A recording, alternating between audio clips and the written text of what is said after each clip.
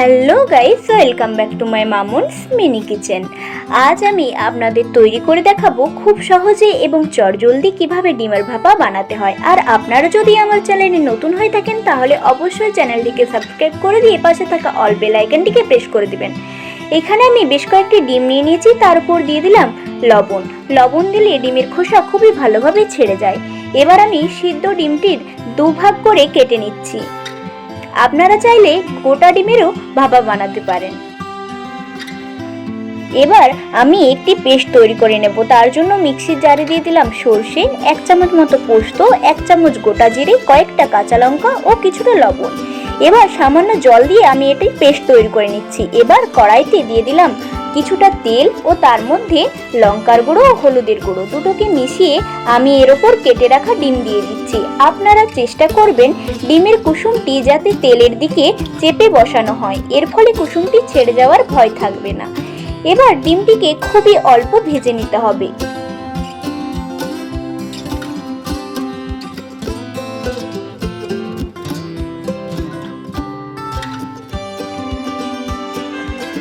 ডিম আমার প্রায় ভাজা হয়ে গেছে। এবার এগুলোকে আমি একটি পাত্রের মধ্যে তুলে নিচ্ছি।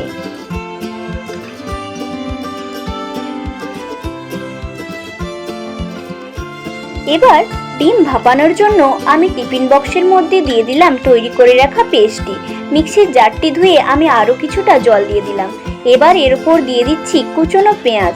এবার একে একে দিয়ে দেব হলুদের গুঁড়ো, লঙ্কার গুঁড়ো, 1 চামচ মতো গরম মশলা, সরষের তেল এবং স্বাদ মেনটেনের জন্য দিয়ে দিচ্ছি বেশ কয়েকটা চিনির দানা, 1 চামচ মতো টমেটো পেস্ট, স্বাদ মতো লবণ, জিরের গুঁড়ো।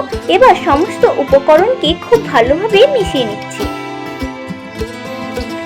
এবার এর উপর দিয়ে দেব ভেজে রাখা ডিমগুলো।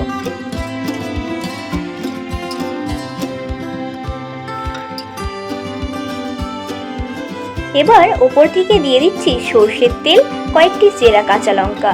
এবার বক্সটিকে খুব ভালোভাবে ঢেকে দিতে হবে। অন্যদিকে একটি কড়াইতে আমি আগে থেকেই জল গরম হতে দিয়ে দিয়েছিলাম। এখানে আমি টিফিন বক্সটিকে 7 মিনিটের মতো ভাপে বসিয়ে দেব। ঠিক 7 মিনিট পর আমি এর ঢাকনা খুলে দিচ্ছি। আপনারা দেখতেই পাচ্ছেন এর রেজাল্টটা ঠিক কতটা সুন্দর এসেছে। এবার এটি সার্ভ করার জন্য আমি একটি সার্ভিং প্লেটের মধ্যে ভাপাটিকে তুলে দিচ্ছি। আর আমার ভিডিওটি যদি আপনাদের ভালো লেগে থাকে তাহলে কিন্তু অবশ্যই একটি লাইক, কমেন্ট এবং শেয়ার করে দিবেন।